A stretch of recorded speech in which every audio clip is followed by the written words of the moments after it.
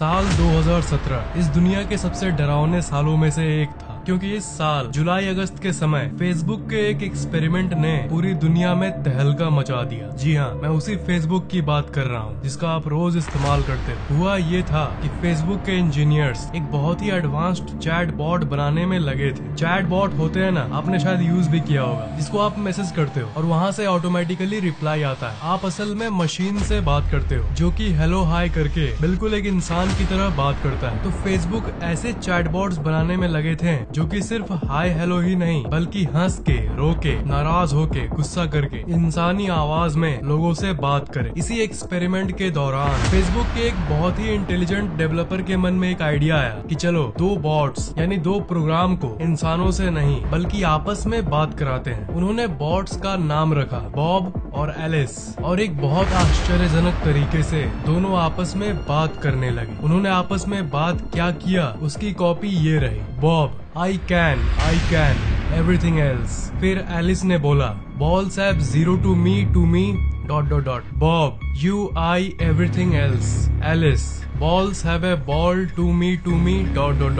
Facebook के engineers को कुछ समझ नहीं आ रहा था कि ये दोनों आपस में क्या बात कर रहे हैं। बाद में और इंस्पेक्शन के बाद ये पता चला कि ये तो अपने आप में ही एक अलग लैंग्वेज डेवलप कर चुके हैं और अपनी भाषा में इंसानों से बचकर ये आपस में बात कर रहे हैं। और इस प्रोग्राम में एक अजीब सी इंटेलिजेंस आ गई थी। लैंग्वेज यानी नए भाषा को बनाना कोई आम बात नहीं है, ये सिर्फ ज्यादा इंटेलिजेंट जीव ही कर सकते हैं जैसे इंसान। कंप्यूटर्स ने आपस में एक नया लैंग्वेज डेवलप किया। ये प्रोग्राम की दुनिया में इम्पॉसिबल है, पर ये हुआ, ये सच में हुआ। अगर आप चिंपैंजी को भाषा बनाने बोल दो तो वो नहीं कर पाएगा, पर ये कंप्यूटर प्रोग्राम्स होते हुए भी सीक्रेटली बिना ह्यूमन को जानकारी दिए अपने आप में ही आर्टिफिशियल न्यूरल नेटवर्क की पावर की मदद से एक नया भाषा बना ली है। इस घटना के कुछ दिनों बाद ही इंटरनेशनल न्यूज ने ये रिपोर्ट किया कि फेसबुक ने इस आर्टिफिशियल इंटेलिजेंस प्रोग्राम को मजबूरी में बंद कर दिया और बहुत मुश्किलों के बाद वो उस कंप्यूटर को बंद कर पाए। न जाने क्या होता अगर वो उस प्रोग्राम को उस दिन बंद नहीं कर पाते। उस प्रोग्राम को इसलिए बंद कर दिया गया क्योंकि इंजीनियर्स को ये लगा कि ये कंप्यूटर कुछ ज्यादा ही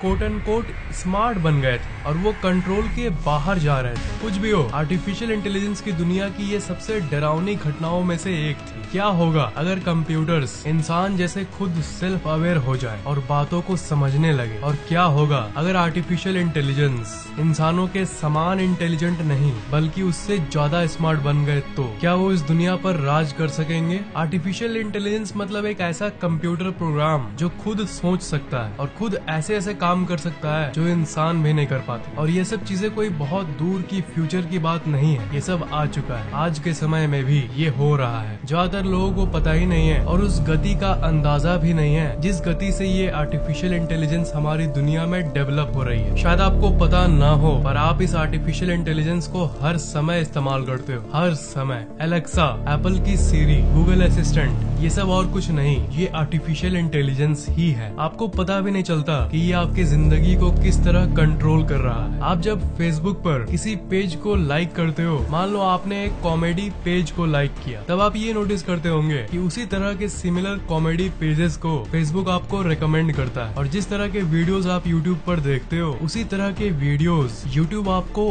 और दिखाता है। आप ऑनलाइन कुछ खरीदते हो, मान लो आपने कोई कैमरा खरीदा, तो उसी तरह के हजारों कैमरा और उससे रिलेटेड प्रोडक्ट्स को आपको वो वेबसाइट दिखाता है। आप क्या खरीदते हो, इसे उस वेबसाइट की आर्टिफिशियल इंटेलिजेंस ट्रैक करती है और वो आपके सामने ऐसी प्रोडक्ट्स ला देती है जिसे आप कभी खरीदने का सोचे होंगे। इस चीज को मशीन लर्निंग कहते हैं। हालांकि ऐसी टाइप की कंप्यूटरी दिमाग हमारे बहुत काम आती है, पर यहाँ हम उसकी बात नहीं कर रहे। हम ज्यादा खतरनाक वाले आर्टिफिशियल इंटेलिजेंस की बात कर रहे हैं। एक लॉ है जिसे मोर्स लॉ कहते हैं। ये लॉ ये कहता है कि हर 1 से 2 साल में दुनिया में जितने भी ट्रांजिस्टर्स लगे होते हैं कंप्यूटर पार्ट्स में, वो डबल हो जाएगी। जब से पहला कंप्यूटर बना तब से लेकर आज तक ये लॉ सच्ची हुई है। वैसी तबाही मचाने वाली आर्टिफिशियल इंटेलिजेंस अभी तक तो हमारे बीच में नहीं है, पर जितने विचारक हैं उनका ये मानना है कि ये कभी भी अगले 50 सालों के अंदर हमारे दुनिया में आ सकती है। कई विचारक तो ये भी कहते हैं कि महज अगले 10 से 20 साल के अंदर भी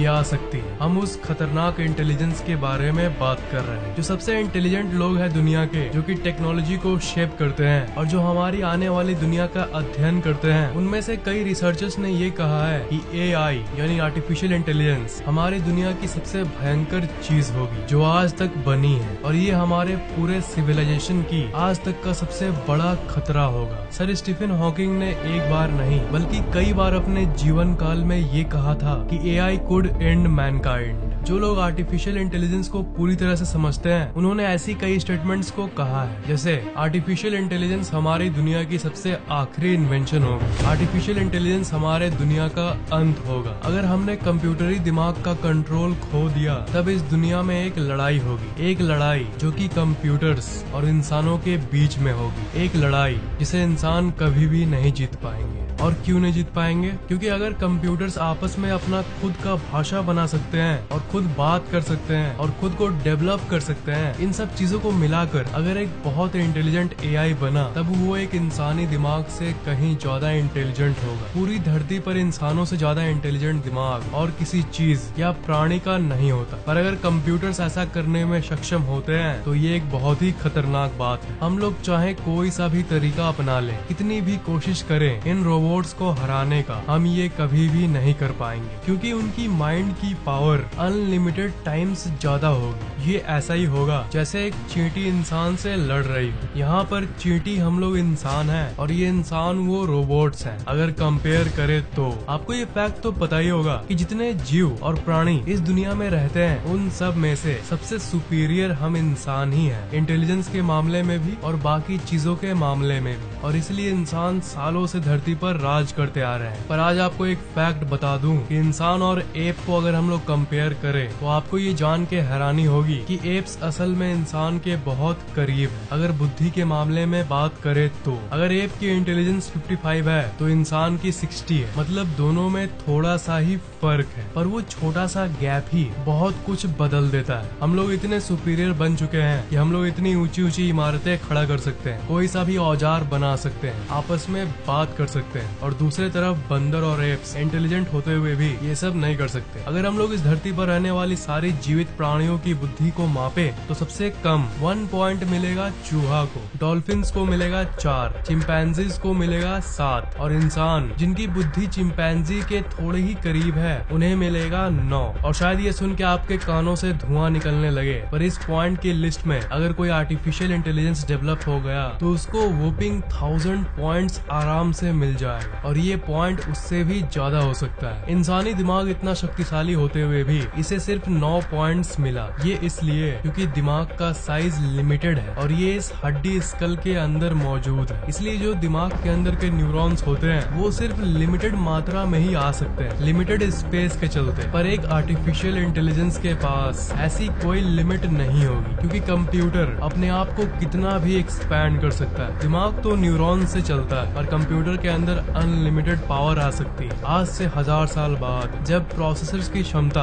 हजारों गुना बढ़ जाएगी तब वो बहुत ज्यादा कंप्यूटिंग पावर्स को एक्सेस कर पाएंगे। बहुत ज्यादा मतलब बहुत ज्यादा, वर्चुअली अनलिमिटेड। मतलब टेक्नोलॉजी ज्यादा बढ़ना भी हम लोग के लिए खतरा साबित होगा। कंप्यूटरी दिमाग जितना चाहे उतना पावर अपने अंदर ले सकेगा, और आपको तो ये पता ही होगा कि कंप्यूटर्स के अंदर की कम्युनिकेशन लाइट की स्पीड से होती है, जो कि है लगभग 3 लाख किलोमीटर पर सेकेंड। पर जो इंसानी दिमाग है उसके न्यूरॉन की कम्युनिकेशन स्पीड सिर्फ 400 किलोमीटर पर आवर है, जो कि कंप्यूटर के कम्युनिकेशन की स्पीड के सामने कुछ भी नहीं है। इस स्पीड से अगर वो आपस में बात कर पाएंगे तब वो आराम से जो चाहे वो कर सकेंगे और जो चाहे वो बना लेंगे। फ्यूचर की बात तो कर ली हमने, पर अगर अभी की बात करें तो अभी तक ऐसा कोई भी कंप्यूटर इंसानी दिमाग से ज्यादा इंटेलिजेंट नहीं बना है। पर ध्यान से सुनो, अगर कंप्यूटरी दिमाग इंसानी दिमाग से 1% भी ज्यादा इंटेलिजेंट बन जाए तब उस इवेंट को कहेंगे सिंगुलैरिटी। यहीं से उस कहानी की शुरुआत होगी जो कि इंसान के एंड का शुरुआत होगा। अभी तक के जो AI हैं वो सब एक बाउंड्री के अंदर काम करते हैं, जैसे कुछ नई चीजों को सर्च करके फाइंड करना, आपकी बात मानना, या आपको क्या नेक्स्ट खरीदना चाहिए उसे रेकमेंड करना। पर ये धीरे धीरे बहुत तेज रफ्तार से विकसित हो रही है। विकसित मीन्स हम लोग खुद इन्हें डेवलप कर रहे हैं टेक्नोलॉजी के नाम पे। आपके मन में ये बात तो जरूर आ रहा होगा कि उस टाइप के खतरनाक AI कब तक हमारे दुनिया में आ सकते हैं। विचारकों का ये कहना है कि ये करीब 2040 तक हो जाएगा, या कुछ विचारक तो यहाँ तक ये भी कहते हैं कि ये 2030 तक भी आ सकता है। आपके मन में ये बात भी आ रही होगी कि इतनी जल्दी ये कैसे डेवलप हो जाएगी, तो आप इस चार्ट को देखो। दुनिया ऐसी नहीं है कि थोड़ा सा ग्राफ ऊपर उठा